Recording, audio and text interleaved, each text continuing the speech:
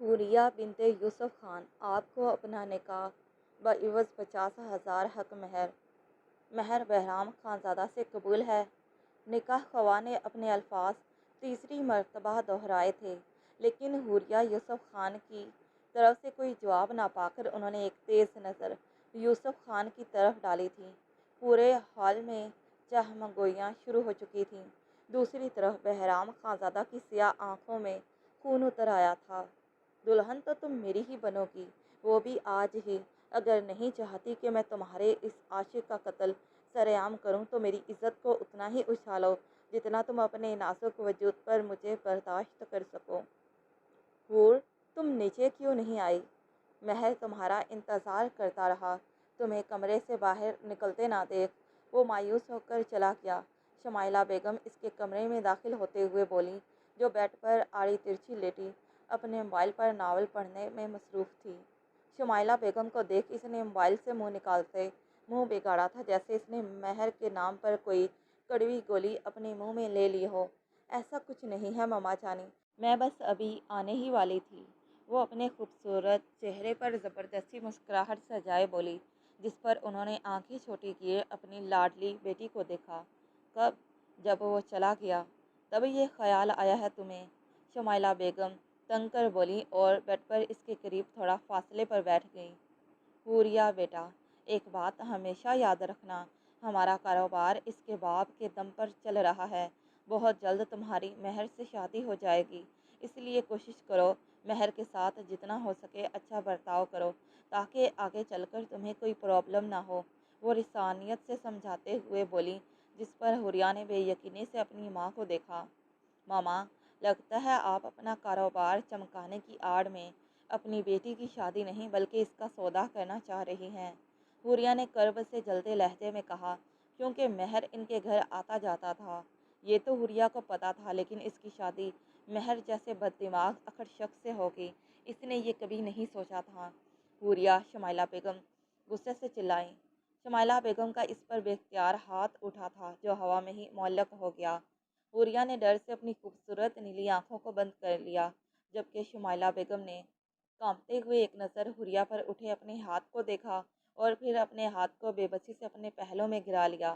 شمائلہ بیگم کا ہاتھ پہلی بار حوریہ پر اٹھا تھا، جس پر شمائلہ بیگم کی آنکھوں میں آنسو بھر آئے، کیونکہ انہوں نے حوریہ کو بڑے ناز و ادا سے پالا تھا۔ حوریہ کے سخت الفاظ نے ان کے دل کو شدید ٹھیس پہنچائی تھی۔ حوریہ، میں کبھی سوچ بھی نہیں سکتی تھی کہ تم ہمارے بارے میں ایسا کہو گی۔ ہماری تربیت میں کہاں کمی رہ گئی تھی بیٹا، جو آج تم نے ہمارے سامنے یہ بات کہہ دی؟ سچ بتاؤ، اتنا حوصلہ کس نے دیا تمہیں، جس نے ہمیشہ ہمارے حکم کو سر آنکھوں پر رکھا؟ آج کیسے وہ اپنی ماں کے سامنے بغاوت پر اتر آئی؟ وہ روتے ہوئے اس سے دستے سوال تھیں، جس پر وہ بے اختیار نظریں جھکا گئی۔ ماما جانی، مجھے معاف کر دیں، لیکن میں مہر سے شادی نہیں کروں گی۔ آپ نے ہر فیصلے میں ہمیشہ مجھے آزادی دی، اب زندگی کے اس اہم فیصلے میں جب میری مرضی سرے سے ہی شامل نہیں تو آپ میری مرضی ایک بار جاننا تو دور، آپ نے یہ پوچھنا تک گوارا نہیں کیا، بس اچانک اپنا فیصلہ سنا دیا۔ ماما جانی، شادی کا فیصلہ ایک دو دن کا فیصلہ نہیں جو میں سر جھکا کر مان لوں، یہ میری زندگی کا وہ اہم فیصلہ ہے جس پر میری پوری زندگی محیط ہے۔ میں اپنی زندگی کا فیصلہ خود کروں گی، اس لیے میں ایان شاہ سے شادی کرنا چاہتی ہوں، کیونکہ اس میں وہ سب خوبیاں ہیں جو ایک اچھے ہمسفر میں ہونی چاہیے۔ شمائلہ بیگم خاموشی سے اس کی سن رہی تھیں۔ جب وہ خاموش ہوئی تو ان کے لبوں نے جنبش کی۔ اگر کچھ اور کہنا باقی رہ گیا ہو وہ بھی کہہ سکتی ہو تم، وہ تمسخر سے بولی۔ ماما جانی، وہ چٹاک یہ تھپڑ تمہیں بہت پہلے پڑ جانا چاہیے تھا حور، تمہیں ایک دفعہ بھی شرم نہیں آئی اپنی ماں کے فیصلے کی مخالفت کر کے انہیں اپنے افیئر کا بتاتے ہوئے؟ میں تمہاری شادی اپنے سرکل میں دھوم دھام سے کروانا چاہتی تھی، لیکن تمہارے جیسی بیٹیاں اس لائق ہی نہیں کہ وہ اپنے گھر سے عزت سے رخصت ہوں۔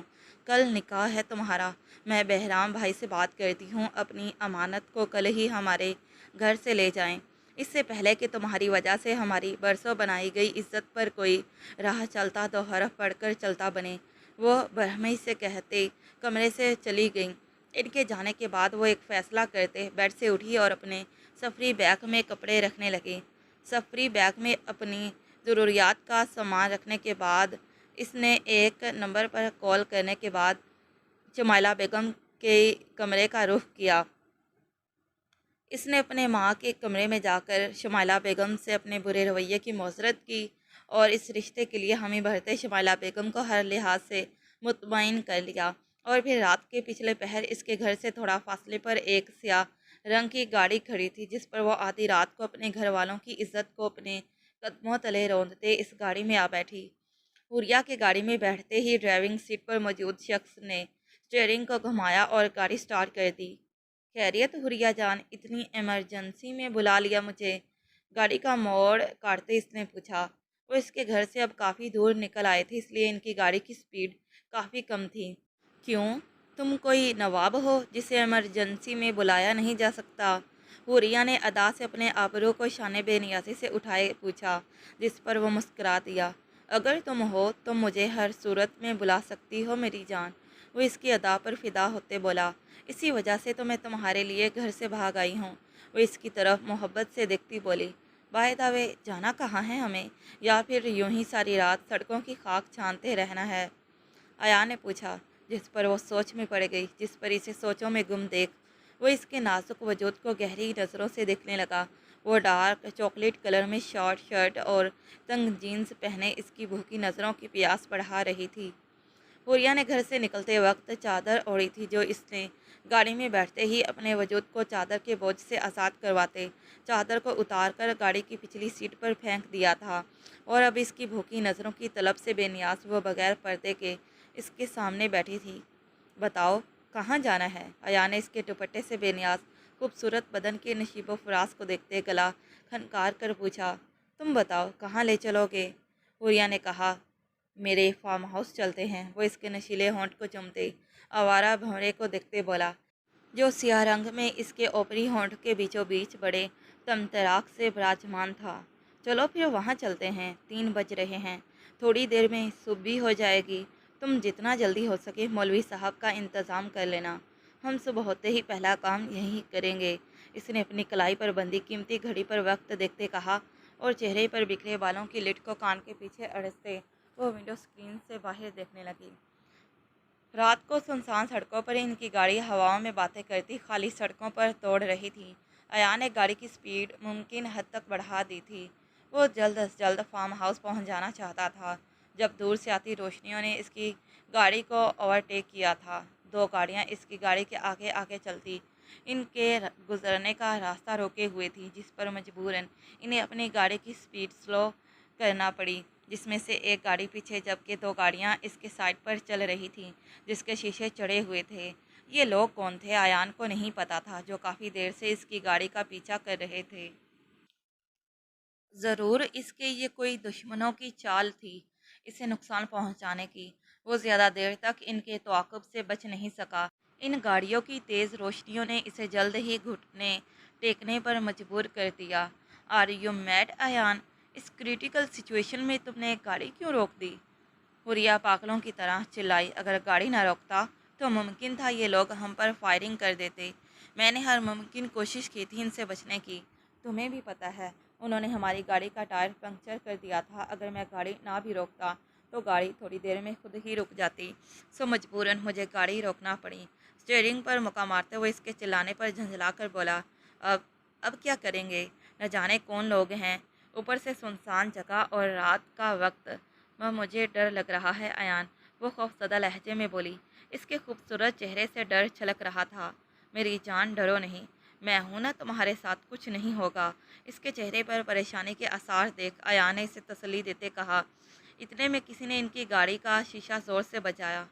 اوہ رومیو، باہر نکل، کان پک گئے میرے، میں تمہاری فضولیات سننے کے لیے باہر نہیں کھڑا۔ باہر کھڑا شخص دھونس جماتے بولا۔ مقابل کے جانے پہچانے لہجے پر حوریہ نے بے ساختہ نظریں اٹھا کر گاڑی سے باہر کھڑے شخص کو دیکھا۔ نظروں کے تصادم پر حوریہ یوسف خان ہکا بکا رہ گئی۔ تم یہاں بھی آ گئے اپنی بدماشی دکھانے کے لیے؟ مہر بہرام خانزادہ کو وہ اپنے سامنے دیکھ غصے سے بے قابو ہوتے گرائی۔ میں تو چلو بدماش سہی، خیر، اپنے بارے میں تمہارا کیا خیال ہے جو آدھی رات کو گھر والوں کی عزت کو روند کر اپنے عاشق کے ساتھ بھاگ نکلی؟ اس نے گاڑی کے اوپر بازو پھیلائے، اس کے نامناسب لباس کو تنزیہ دیکھتے اس پر طنز کا تیر پھینکا، جس پر مہر خانزادہ کے طنز پر حوریہ کا مارے خفت کے چہرہ سرخ پڑ گیا۔ تو وہ اس کی طرف انگلی کرتے ہکلا کر رہ گئی۔ باہر نکلو صالح صاحب، ورنہ میری بندوق کی گولی تمہارے بھیجے میں چھید کرتی۔ کس راستے سے گزری تمہیں اس کی خبر بھی نہیں ہوگی۔ وہ اپنے ہاتھوں میں پکڑی بڑی رائفل کی نالی کو اس کی گاڑی کے شیشے پر ٹھونکتے گھرایا۔ کھولتا ہوں، اس نے ڈرتے ہوئے گاڑی کے لوک ہینڈل پر ہاتھ رکھا۔ ایان، اسے دروازہ کھولتا دیکھ حوریہ نے اس کے بازو کو تھام لیا اور نفی میں سر ہلاتے اسے دروازہ کھولنے سے روکا۔ مہر خانزادہ، راستہ دو ہمیں، جاؤ جا کر اپنی دھونس کسی اور پر جماؤ، وہ اس کی سیاہ آنکھوں میں دیکھتی بے خوفی سے بولی۔ حوریہ یوسف خان، میں فساد نہیں چاہتا تھا، لیکن اگر تمہاری خواہش یہی ہے تو تمہاری ہر خواہش سر آنکھوں پر۔ اس کے بے خوف انداز پر اس نے سر خم کیا اور پھر غصے سے گاڑی کے شیشے پر رائفل کا پچھلا حصہ مارتے چلایا۔ گاڑی کا دروازہ تڑک کر ٹوٹا، جس سے دونوں کی چیخیں نکل گئیں، جبکہ ٹوٹے ہوئے شیشے کی اڑتی ہوئی آوارہ کرچیاں حوریہ کے چہرے اور بازوں کو زخمی کر گئی۔ اس کے برعکس ایان حوریہ کے مقابلے زیادہ زخمی ہوا تھا، کیونکہ ایان اس سائڈ پر بیٹھا تھا جس سائڈ سے شیشہ ٹوٹا تھا۔ شیشہ ٹوٹتے ہی مہر خانزادہ نے گاڑی کا دروازہ کھول کر ایان شاہ کا گریبان جکڑ لیا اور اسے گریبان سے پکڑ کر کھینچ کر باہر نکالتے قدری سڑک پر دھکا دیا۔ تیری اتنی ہمت کہ تم مہر خانزادہ کی عزت پر نظر رکھے؟ اس کے بالوں سے پکڑ کر ایان کا چہرہ اپنی طرف کرتے مہر خانزادہ نے اس کے منہ پر پے در پے مکے برساتے ڈال رہا تھا۔ رات کی تنہائی میں حوریہ یوسف خان کو اس کے ساتھ بے پردہ دیکھ اس کی سیاہ آنکھوں میں انگارے دہک رہے تھے۔ مہر خانزادہ کے گارڈ چاروں اطراف پھیلے ہوئے تھے، جبکہ ایان مہر خانزادہ کی ٹھوکروں کی زد پر تھا۔ یکدم اس نے اپنے ہاتھ میں پکڑی رائفل کی نال اس کی پیشانی پر رکھ دی۔ اس کے ایک فائر نے ایان شاہ کی زندگی کا چراغ گل کر دینا تھا، اس سے پہلے کہ وہ ٹریگر دباتا جب مہر خانزادہ کے کانوں میں حوریہ خان کی چنگھاڑتی آواز سنائی دی۔ اس نے مڑ کر اس سمت دیکھا جہاں وہ ہاتھوں میں جان لیوا کھلونا لیے کھڑی تھی۔ مہر خانزادہ، اگر تمہاری بندوق سے میرے ایان پر گولی چلی تو میرا وعدہ ہے تم سے میں اگلی گولی تمہارے نام سے چلاؤں گی۔ وہ اس کی طرف گن کا رخ کیے بے خوفی سے چلائی، جس پر ایان کا شفقت بھرا قہقہ بے ساختہ تھا۔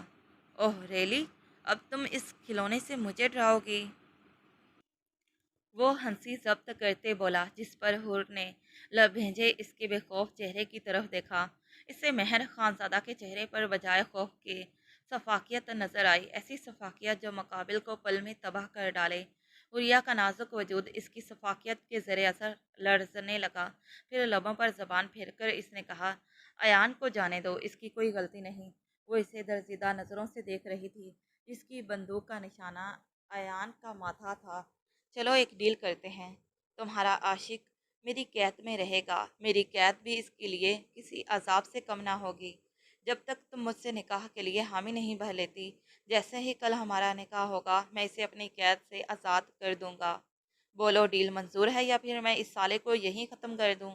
اس کی پیشانی سے بندوق کی نال کو ہٹاتے اس نے بے رحمی سے اس کے بازو پر گولی چلا دی، جس پر ایان کے بازو سے خون کے فوارے کو نکلتے دیکھ وہ ہوش بھلائے دیوانہ ور اس کی طرف لپکی تھی۔ ایان شاہ کے لیے حوریہ کی دیوانگی کو دیکھ مہر خانزادہ کی سیاہ آنکھوں میں لہو اتر آیا۔ خون اشام نظروں سے اس نے حوریہ کو بھاگتے دیکھا۔ اس سے پہلے کہ وہ ایان کے پاس بیٹھتی، اس نے سختی سے حوریہ کے بازو کو دبوچ لیا۔ ایان، ایان کا خون نکل رہا ہے مہر، وہ بے ربط جملے کہہ پائی۔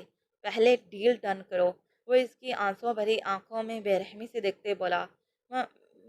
مجھے تمہاری ہر شرط منظور ہے، میں نکاح کروں گی، پلیز میرے ایان کو بچا لو۔ حوریہ نے اس ظالم کے سامنے گڑ گڑاتے ہوئے فریاد کی، جس پر مہر کے مردانہ لب جیت کے عالم میں سرشاری سے مسکرائے۔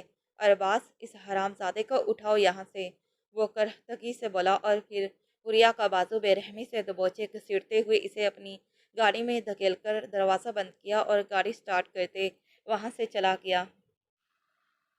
یوسف ولا میں اپنی گاڑی کو روکتے وہ حوریہ کی کلائی بے رحمی سے جکڑے لاؤنج میں داخل ہوا تھا اور اونچی آواز میں شمائلہ بیگم کو آوازیں دینے لگا۔ شمائلہ بیگم کی آنکھ لاؤنج میں ہونے والے ہنگامے پر کھلی تھی۔ انہوں نے دل پر ہاتھ رکھتے پاس سو رہے یوسف خان کو اٹھایا اور پھر تھوڑی ہی دیر میں وہ یوسف خان کے ہمراہ لاؤنج میں موجود تھی۔ لاؤنج کے منظر نے شمائلہ بیگم کا دل دہلا کر رکھ دیا، جہاں حوریہ لاؤنج کے فرش پر بیچوں بیچ بے سود پڑی تھی اور مہر بہرام خانزادہ حوریہ پر جھکا اس کے بالوں کو جکڑے اس کے منہ پر دھاڑ رہا تھا۔ مہر، کیا کیا تم نے میری بیٹی کے ساتھ؟ حوریہ کی ابتر حالت کو دیکھ شمائلہ بیگم مہر پر چلائی تھی اور تڑپتے ہوئے اپنی بیٹی کی طرف بڑھیں۔ ہاتھ مت لگائیے گا اس بد ذات کو۔ اس سے پہلے کہ وہ کچھ کہتا، جب حوریہ اس کی کمزور گرفت پر بھاگتے ہوئے اپنے ماں کے سینے سے لگی بین کرنے لگی۔ مہر کی بات پر شمائلہ بیگم نے ایک نظر اپنے سینے سے لگی حوریہ کے لرزتے بدن کو دیکھ کر مہر کی طرف شاکی نظروں سے دیکھا۔ آپ کو اندازہ بھی ہے یہ لڑکی آپ کی نیند کا فائدہ اٹھا کر آدھی رات کو خانزاداؤں کی عزت کو روندنے جا رہی تھی، اپنے عاشق کے ساتھ بھاگ رہی تھی۔ مہر بہرام خانزادہ کی آواز غصے سے گونج رہی تھی۔ بیچ راستے سڑک پر سے پکڑ کر لایا ہوں میں اسے، ورنہ کل کا سورج ہماری بدنامی کی ایسی کالی سیاہی لے کر طلوع ہوتا کہ آنے والی 7 نسلیں بھی اس دھبے کو مٹا نہ پاتیں۔ وہ حوریہ کے لرزتے وجود کو سرخ نظروں سے دیکھتے گرایا، جس پر شمائلہ بیگم نے بے یقینی سے اپنے سینے سے لگی آنسو بہاتی حوریہ کو دیکھا۔ حور، مہر جو کہہ رہا ہے وہ سچ ہے کیا؟ شمائلہ بیگم نے حوریہ کو اپنے سینے سے الگ کرتے بے یقینی سے پوچھا۔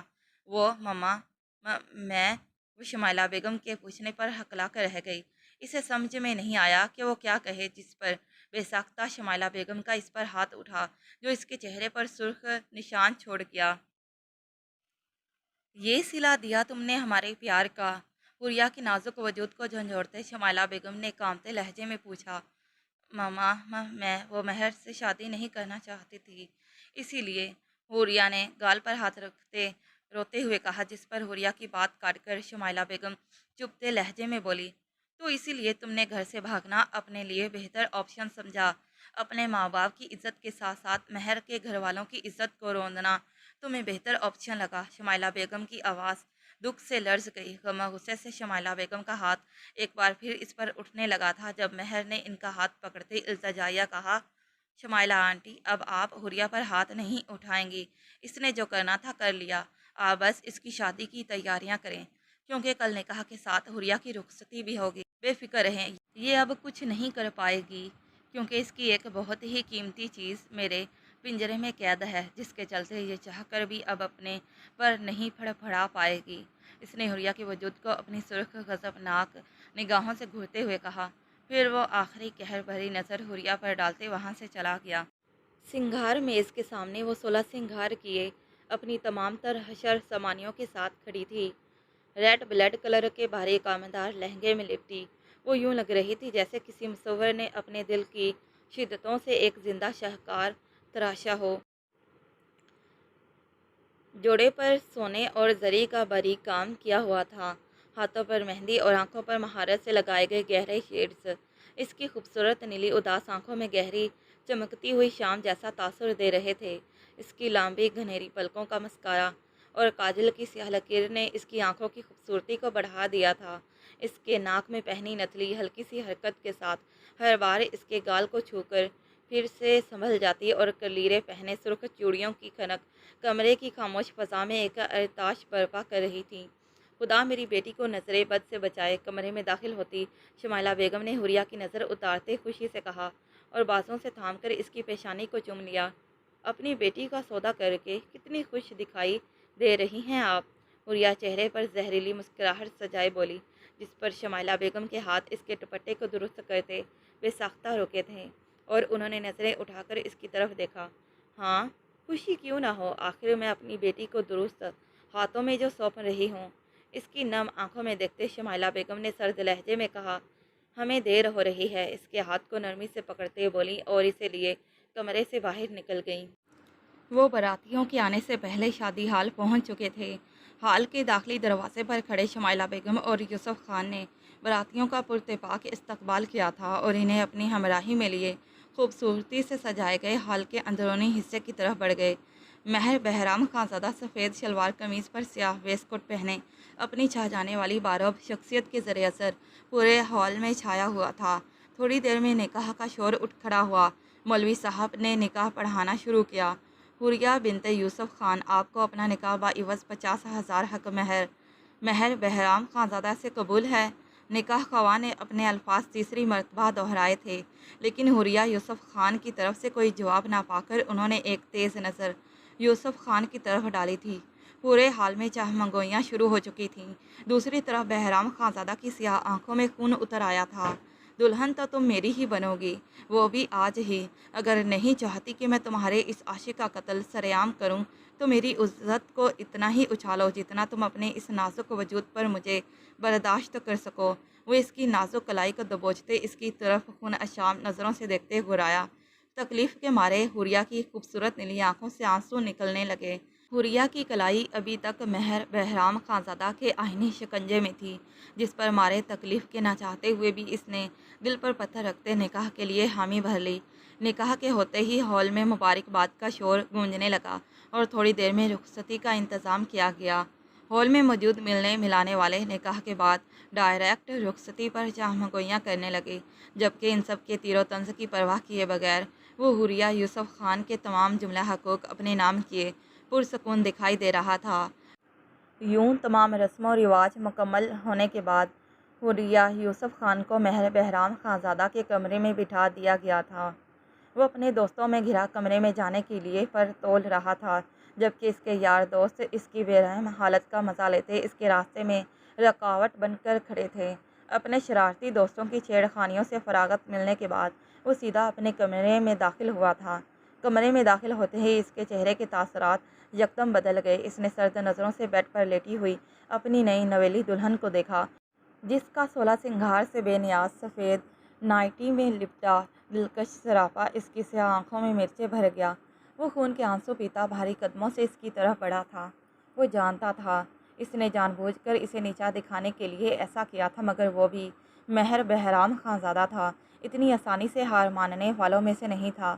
جبکہ حور جو اس کو کمرے میں آتا دیکھ اپنی آنکھوں کو بند کیے سونے کا ڈرامہ کر رہی تھی، اپنی طرف بڑھتے اس کے بھاری قدموں کی دھمک پر اس کا دل تیزی سے دھڑکنے لگا تھا۔ اس نے بیڈ کے قریب پہنچ کر ویسٹ کوٹ کو اتارا اور اپنی قمیض کے بٹن کھولتے اس نے اس کے چہرے کو مخمور نظروں سے دیکھتے قمیض کو اپنے مردانہ وجود سے اتار کر سائڈ پر پھینک دیا۔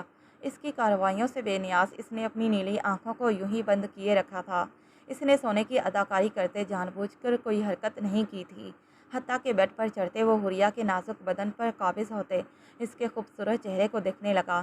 وہ اس کے خوبصورت چہرے کے جان لیوا نقوش کو دیکھنے میں گم تھا، جب سینے کو چیرتی کسی نوکیلی چیز پر تکلیف کے مارے کراہ کر رہ گیا۔ سینے پر ہاتھ رکھ کر اس نے بروقت اس نوکیلی چیز کو اپنے سینے میں پیوست ہونے سے روکا تھا اور اس کے ہاتھ سے چاقو کو چھین کر ایک طرف اچھال دیا۔ اس نے حوریہ کے بازوؤں کو سر سے گزار کر تکیے کے ساتھ پن کیا اور ہونٹوں کو آپس میں سختی سے بھینجے اپنے سینے میں اٹھنے والے درد کو برداشت کرتے وہ خون اشام نظروں سے حوریہ کو دیکھ رہا تھا۔ وہ کئی پل حوریہ کو خون اشام نظروں سے گھورتا رہا، پھر جب بولا تو اس کے لہجے کی سرد مہری پر حوریہ کو اپنی روح کی ہڈی سن ہوتی محسوس ہوئی۔ ارادہ کیا ہے بیوی تمہارا؟ پہلے تم نے اپنی اس عاشق کو بچانے کے لیے مجھ پر بندوق تان لی، پھر اس عاشق کے سوگ میں تم نے میرے نام سے کیے گئے 16 سنگھار کو اپنے اس مخملی بدن سے نوچ پھینکا، اور اب تم نے میرے سینے پر خنجر داغتے مجھے زخمی کر ڈالا۔ تم چاہتی ہو کہ میں تمہارے اس حسین بدن کو چھوئے بغیر مر جاؤں، مگر میرا یقین کرو میں تمہیں سہاگ رات منانے سے پہلے بیوہ نہیں ہونے دوں گا۔ اس کی باغی آنکھوں میں دیکھتے وہ سرخ نظروں سے بولا اور اس کی نائٹی کی ڈوریوں میں اپنا بایاں ہاتھ الجھا کر ڈوریوں کو کھولنے لگا۔ لہنگے کے بھاری بوجھ سے خود کو آزاد کروا کر تم نے نائٹی پہن کر مجھے اپنے ریشمی بدن سے کھیلنے کا اچھا موقع دیا ہے۔ ڈوریاں کھلتے ہی اس نے ایک جھٹکے سے اس کے نازک بدن کو نائٹی کے بوجھ سے آزاد کرتے بھاری لہجے میں کہا۔ اسے سنبھلنے کا موقع دیے بغیر اس نے اس کے لبوں پر شدت سے جھکتے اس کی سانسوں پر قبضہ جما لیا۔ آج کی رات تم پر بہت بھاری پڑنے والی ہے، کیونکہ آج کی رات تم نے میری شدتیں برداشت کرتے گزارنی ہے۔ وعدہ کرتا ہوں میں تمہیں اپنی شدتوں سے اتنا ہلکان کر دوں گا کہ اگلے ایک ہفتے تک تم اپنے گھر والوں سے منہ چھپاتی پھرو گی۔ مہر نے اس کی سراہی دار گردن پر اپنے سلگتے ہونٹ رکھتے بے باکی سے کہا۔ وہ اس کے بے باک ہونٹوں کے لمس پر سسکتے تڑپ رہے تھے۔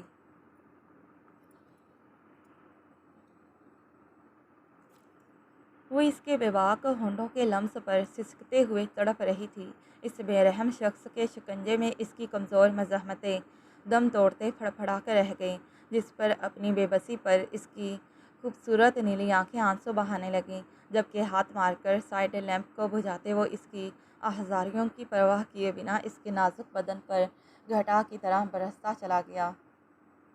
اگلی صبح جتنی روشن تھی اس کے لیے مہر خانزادہ کے ساتھ رات گزارنے کے بعد اتنی ہی تاریک بن کر طلوع ہوئی تھی۔ تھکن سے چور اپنے بے جان وجود کو لیے وہ گھٹنوں میں سر دیے اپنی بے بسی پر بیان کر رہی تھی۔ کمرے میں داخل ہوتے مہر خانزادہ نے اس کی مدھم سسکاریوں کو ترچھی نگاہوں سے دیکھا تھا۔ یہ بیان کس غم میں کر رہی ہو؟ مہر نے ناگواری سے کہا۔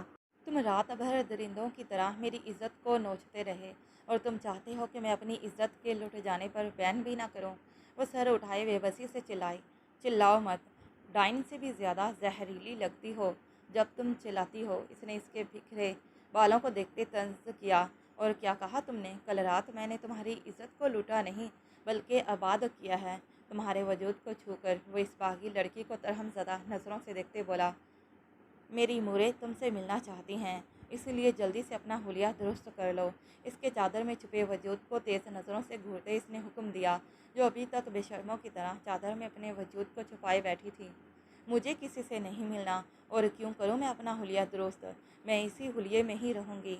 آخر تمہاری موریں کو بھی تو پتہ چلنا چاہیے کہ انہوں نے کس جنگلی درندے کی شادی میرے ساتھ کر دی ہے۔ حوریہ نے اس کی بات کی نفی کرتے غصے سے کہا، سوچ لو، اب تو صرف ایک پردے کا فاصلہ رہ گیا ہے ہمارے درمیان۔ اگر رات کو کوئی کسر رہ گئی ہے تو تم کہو تو ابھی پوری کر دیتا ہوں۔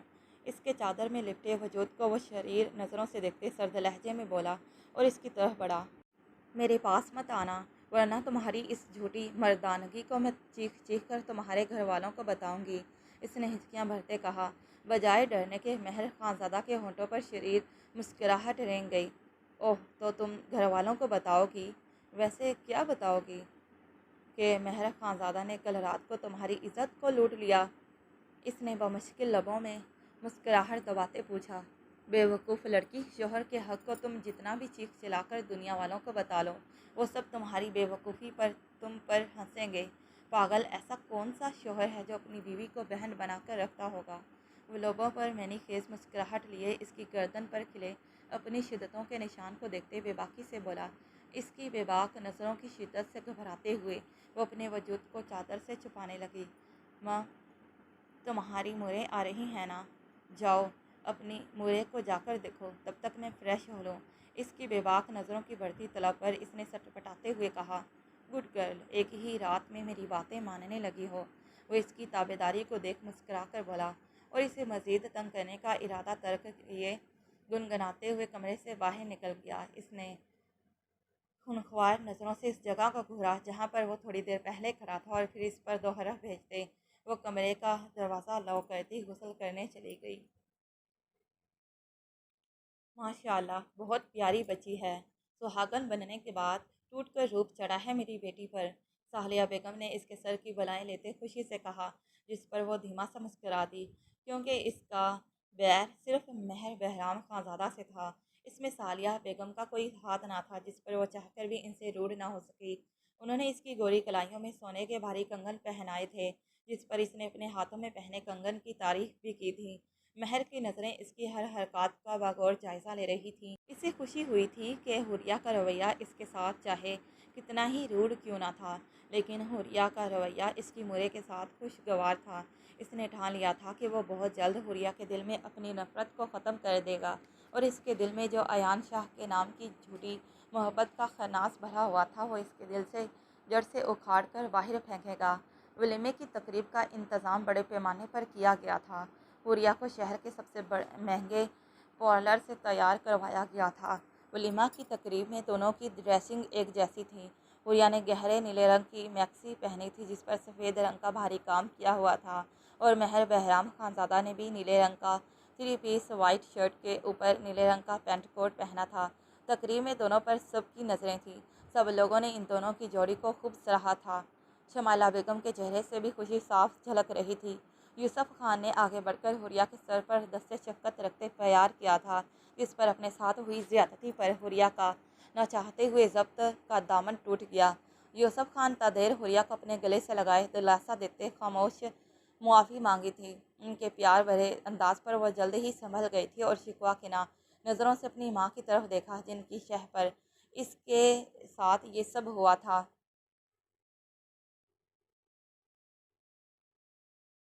ولیمہ کی تقریب کے بعد رسم کے مطابق وہ اپنے گھر آ گئی تھی۔ اس نے شمائلہ بیگم سے اپنی ناراضگی کا یہ شدید اظہار کرتے تقریب میں بھی انہیں نظر انداز کیے رکھا، اور اب گھر آ کر وہ اپنے باپ سے ملنے کے بعد انہیں نظر انداز کرتی اپنے کمرے میں بند ہو گئی۔ حوریہ کی ناراضگی پر وہ دل محسوس کر رہ گئی، مگر وہ کیا کر سکتی تھی؟ وہ ایک ماں تھی، انہیں اپنا دل سخت کرنا پڑا۔ وہ حوریہ کی شادی ایان شاہ سے کر کے اس کے مستقبل کو داؤ پر نہیں لگا سکتی تھیں، اسی لیے انہیں یہ انتہائی قدم اٹھانا پڑا۔ انہیں اپنے کیے پر کوئی افسوس نہ تھا، کیونکہ مہر خانزادہ ان کی آنکھوں کے سامنے پل کر جواں ہوا تھا۔ وہ ان کی پیاری دوست کا بیٹا تھا، اس لحاظ سے وہ انہیں حوریہ جتنا ہی عزیز تھا۔ مہر کے کردار اور تربیت سے وہ خوب واقف تھیں، اس لیے جب سالیہ بیگم اور بہرام خانزادہ نے مہر کے لیے حوریہ کا ہاتھ مانگا تو وہ انہیں انکار نہیں کر پائی، اور وہ جانتی تھی اب جب سچائی کھلے گی تب حوریہ کو اپنی غلطی کا شدید پچھتاوا ہوگا۔ وہ افسوس سے حوریہ کے بند دروازے کو دیکھتی اپنے کمرے میں چلی گئی۔ دوسری طرف مہر بہرام خانزادہ بیڈ پر پھیلے بے چینی سے کروٹیں بدلتا رہا۔ رات کا آخری پہر تھا، اس کی آنکھوں سے نیند جیسے روٹھ چکی تھی۔ وہ سوچ رہا تھا اس کی گزری کل کی رات اور آج کی رات میں کتنا فرق تھا۔ کل اس کی حور اس کی پناہوں میں اس کی شدتوں پر سسکیاں بھر رہی تھی، اور آج کی رات بیڈ کی دوسری خالی جگہ اس کا منہ چڑھا رہی تھی۔ آج کی رات اسے یوں تو نیند آنی نہیں تھی، اس لیے اس نے حوریہ کو تنگ کرنے کے خیال سے حوریہ کا نمبر ڈائل کرتے موبائل کان سے لگایا۔ دوسری طرف حوریہ، جس نے مہر کا نام اپنے موبائل میں وبال جان سے سیو کیا تھا، اس نے پہلی بیل بجنے پر موبائل کے بٹن کو پش کرتے آف کر دیا۔ مہر کے مستقل مزاجی کو دیکھ حوریہ نے اب کی بار کال آنے پر دانت پیستے اس کی کال کو اٹھایا تھا۔ کیا مسئلہ ہے؟ کیوں بار بار مجھے کال کر رہے ہو؟ اس نے بیزارگی سے پوچھا۔ نیند نہیں آ رہی مجھے، دوسری طرف سے مہر کا جواب آیا۔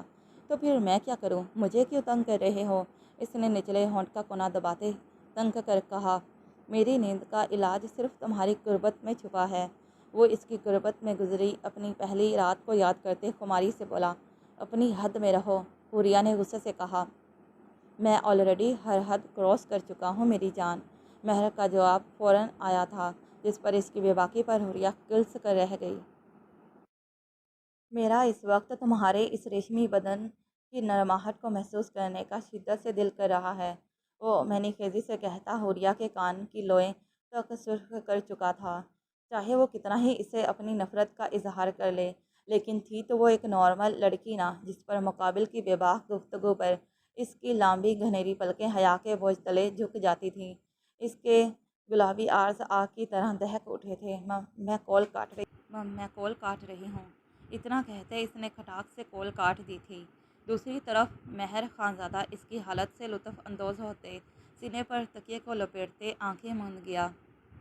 تم میری حوریہ کو فارم ہاؤس کس نیت سے لے کر جا رہے تھے میں سب جانتا ہوں، اس لیے زیادہ ہوشیار بننے کی کوشش مت کرو۔ اس کے سر سے بالوں کو سختی سے دبوچ کر وہ آنکھوں میں خون لیے دھاڑا۔ سچ سچ بتانا، کس گروہ سے تعلق ہے تمہارا؟ وہ اس کے بالوں کے ساتھ اس کے جبڑے کو دبوچتے گرایا۔ اس کی مردانہ انگلیاں اس کے جبڑے میں پیوست ہو رہی تھیں۔ سر، ہماری انکوائری کے مطابق یہ غفور کے لیے کام کرتا ہے، اور یہ ایان غفور کی ہوس کو پورا کرنے کے لیے ہی حوریہ میڈم کو فارم ہاؤس لے کر جا رہا تھا۔ آپ کے آرڈر پر ہم نے فارم ہاؤس پر چھاپا مارا، جس پر بہت سی لڑکیوں کو بازیاب کروایا ہے، جن میں سے کچھ ناقابل حالت میں پائی گئی تھیں۔ کچھ لڑکیوں کو ہم نے ان کے گھر والوں کے پاس پہنچا دیا، اور کچھ لڑکیاں جن کے گھر والوں نے انہیں اپنانے سے منع کر دیا، ان کی تربیت کی ذمہ داری ہم نے ہمارے بہرام خانزادہ کے نام سے چل رہے فلاحی ادارے کو سونپ دی۔ حیدر نے تفصیل سے بتایا۔ وہ شادی کی مصروفیات کی وجہ سے ڈیوٹی سے آف تھا، اور اب اتنے دنوں بعد وہ ایان شاہ کے سامنے اس کے گناہ کی سزا دینے موت کا فرشتہ بن کر آیا تھا۔ وہ شروع دن سے جانتا تھا حوریہ جس لڑکے میں انٹرسٹڈ ہے، اس کا تعلق ایک بدنام زمانہ مافیا کے گروہ سے ہے۔ وہ ایان کو رنگے ہاتھوں پکڑنا چاہتا تھا، اور یہ موقع اس نے حوریہ کی شکل میں خود دیا تھا۔ اس نے شمائلہ بیگم کو تمام حقیقت بتاتے انہیں حوریہ پر نظر رکھنے کے لیے کہا تھا۔ اس کے علاوہ کچھ گارڈز مسلسل حریہ کی حفاظت کے لیے تعینات کیے ہوئے تھے اور آج وہ ایان کے ذریعے اس گروہ کو غفور سمیت بے نقاب کرنے میں کامیاب ہو گئے تھے۔ غفور کی حالت۔ اس نے ایان کا صفایا کرنے کے بعد غفور کا پوچھا، سر جب ہماری ٹیم اس بدذات کو اریسٹ کرنے لگی تو اس نے اپنے گلے میں پہنے زہریلے لاکٹ کو منہ سے لگا لیا، جس پر وہ وہیں دم توڑ گیا۔ حیدر کی رپورٹ پر اس نے دانت پیسے۔ اس کی پیشانی کی نیلی رگیں کھول کر صاف دکھائی دینے لگی۔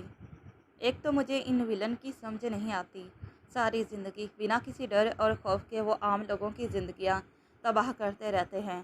جب ان کے کرتوتوں کا حساب لینے کا وقت آتا ہے تب یہ موت کو گلے سے لگا لیتے ہیں۔ اس نے سگریٹ کا کش لیتے جلے دل کے پھپھولے پھوڑتے کہا، جس پر حیدر کی ہنسی چھوٹ گئی۔ تمہارے بڑے دانت نکل رہے ہیں؟ اس نے کڑ کر پوچھا۔ کچھ نہیں سر، جس پر حیدر نے سر جھکاتے نفی میں سر ہلایا۔ مبادا اپنی ہنسی کے چکروں میں اسے کوئی سزا نہ بھگتنی پڑ جائے، کیونکہ کیپٹن مہر بہرام خانزادہ کی دی جانے والی سزاؤں سے اسے خوف آتا تھا۔ خیر میں چلتا ہوں، حوریہ میرا انتظار کر رہی ہوگی۔ اس نے گھڑی پر وقت دیکھتے کہا، جو رات کا 1 بجا رہی تھی۔ یار کیا تو نے حوریہ بھابھی کو سچ بتا دیا؟ جس پر اس نے نفی میں سر ہلایا۔ اسے بتانے کا موقع ہی نہیں ملا۔ خیر آج میں اسے سب سچ بتا دوں گا۔ جس پر وہ حیدر کے گلے ملتے خانزادہ مینشن کی طرف روانہ ہو گیا۔ خانزادہ مینشن میں گاڑی کو روکتے وہ داخلی دروازے میں داخل ہوا تھا، جہاں پر ہمیشہ کی طرح اس کی مورے اس کے انتظار میں صوفے پر بیٹھی جاگ رہی تھی۔ مورے، کتنی دفعہ کہا ہے آپ میرے لیے رات بھر مت جاگا کریں، اس نے ان کے سامنے سر جھکاتے کہا۔ اس نے کافی دیر ان کے سامنے سر جھکائے رکھا کہ وہ اس کے سر پر پیار کرتے، اس کی پیشانی پر اپنا ممتا بھرا بوسہ دیں۔ لیکن انہیں یوں ہی خاموش دیکھ اس نے صالحہ بیگم کی طرف دیکھا، جو سنجیدہ نظروں سے اس کی طرف دیکھ رہی تھی۔ مورے، کیا ہوا؟ آپ نے مجھے پیار نہیں دیا؟ مجھ سے ایسی کون سی خطا سرزد ہو گئی جس سے آپ نے مجھے آج اپنی ممتا سے محروم کر دیا؟ آنکھوں میں کرب لیے اس نے پوچھا۔ پھر اس کی نظر بے اختیار ان کے ہاتھوں میں پکڑے کاغذ پر پڑی، جس پر اس نے ان کے ہاتھ سے پیپر پکڑ لیا۔ جیسے ہی اس نے پیپر پر لکھی پہلی سرخی کو پڑھا، ہمارے غصے کے اس کا خون کھول اٹھا۔ مورے، ایسا کچھ نہیں ہے، اس نے صالحہ بیگم کے قدموں میں بیٹھتے کہا، اور انہیں ساری رویداد بتانے کے بعد وہ ایک فیصلہ کرتے اٹھ کھڑا ہوا۔ اسے پھر باہر کی طرف جاتا دیکھ صالحہ بیگم نے کہا، آدھی رات کو اب کہاں جا رہے ہو تم؟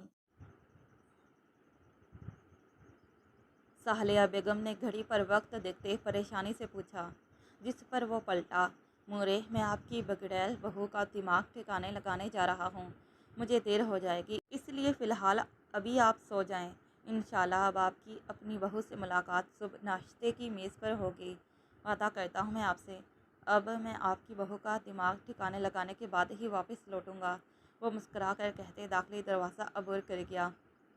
یوسف والا میں اپنی گاڑی کو پورچ میں کھڑی کرتے وہ سیدھا حوریہ کے کمرے میں داخل ہوا تھا، جس پر وہ اسے اتنی رات کے کھڑکی کے پاس کھڑی دکھائی دی تھی۔ اس کے قدموں کی بھاری چاپ پر وہ غصے سے سرخ ہوتی اس کی طرف بڑھی اور اس کے گریبان کو جکڑ لیا۔ تم نے میرے وجود کو وحشی درندوں کی طرح نوچا، اس کے باوجود تم نے میرے ایان کو مار ڈالا۔ وہ اس کا گریبان جکڑے گھرائی، جس پر اس کے سر کے بالوں کو دبوچ کر وہ اس کے نشیلے ہونٹوں پر جھکیا۔ غصے کی شدت اس کے ہونٹوں پر لوٹاتا وہ اس کے نازک ہونٹوں کو اپنے گرم لمس سے جھلسا گیا تھا۔ سب سے پہلے اس کمینے کو میرا کہنا بند کرو، اس کی گردن پر شدت سے لو بائٹ کا نشان بناتے اس نے رقابت سے جلتی نگاہوں سے کہا، جانتی بھی ہو اس کمینے کی حقیقت؟ یہ لو میرا موبائل لو اور اس میں خود ہی دیکھ لو اس حرام زادے کے کرتوت، اگر اس کے باوجود بھی یقین نہ آئے تو یہ چیک کرو۔ ٹیبل پر پڑے اخبار میں ایان شاہ کے برے کاموں کی سرخیاں دکھاتے دہاڑا، ابھی بھی یقین نہیں آیا تمہیں مجھ پر؟ یہ لو، یہ اس پر دیکھو، یہ اینکر کیا بتا رہی ہے؟ وہ ریموٹ کنٹرول سے LED کو چلاتے اسے حقیقت سے آگاہ کر رہا تھا۔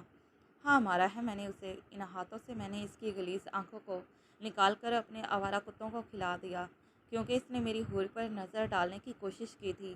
ایسے کیا دیکھ رہی ہو؟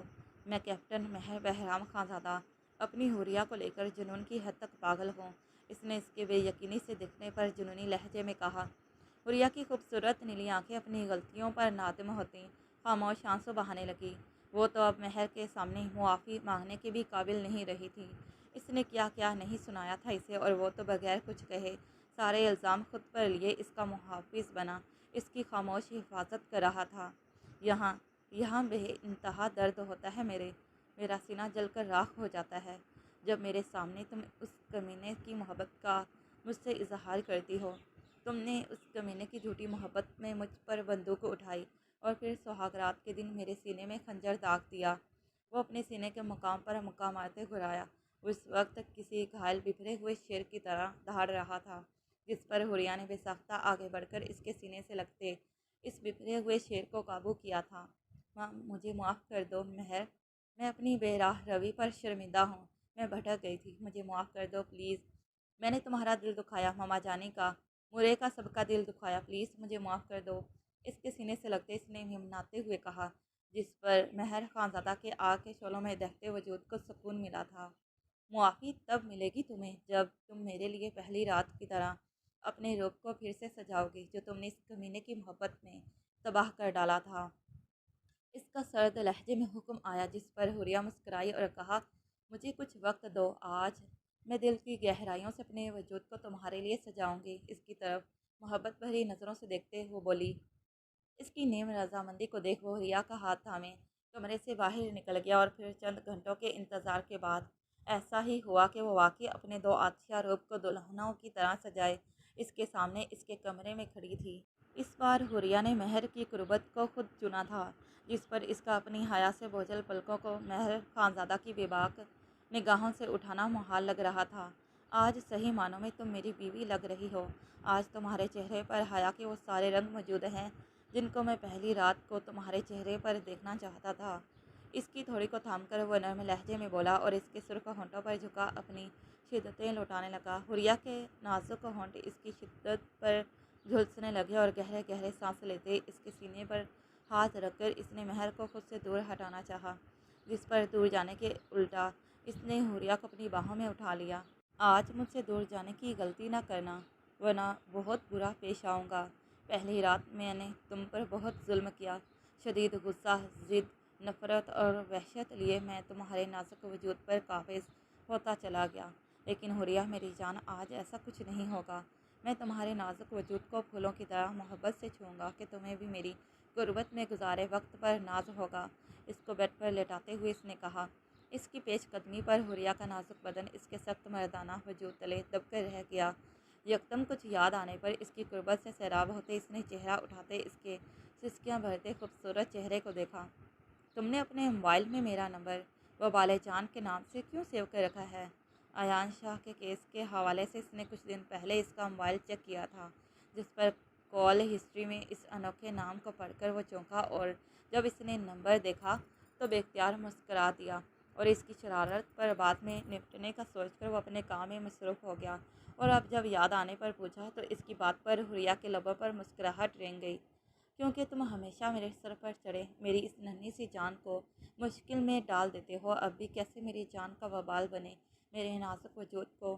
اس کی چلتی زبان کو مہر خانزادہ کی شدت بھرے لمس نے قید کر لیا، اور قطرہ قطرہ اس کی سانسوں میں اپنی سانسوں کی خوشبو کو انڈیلنا شروع کر دیا، اور پھر سائیڈ لیمپ کی روشنی کو بجھاتے وہ اس کے نازک بدن پر جھکتا چلا گیا۔ ختم شد۔ تو پیارے ریڈرز، آپ سب کو یہ کہانی کیسی لگی؟ اگر کہانی اچھی لگی ہو تو کائنڈلی ویڈیو کو لائک، شیئر اور چینل کو سبسکرائب کر دیں۔ پھر ملتے ہیں ایک نئے مکمل دلچسپ ناول کے ساتھ۔ تب تک کے لیے پیارے ریڈرز، اللہ حافظ، bye bye and take care. Thanks for watching this video.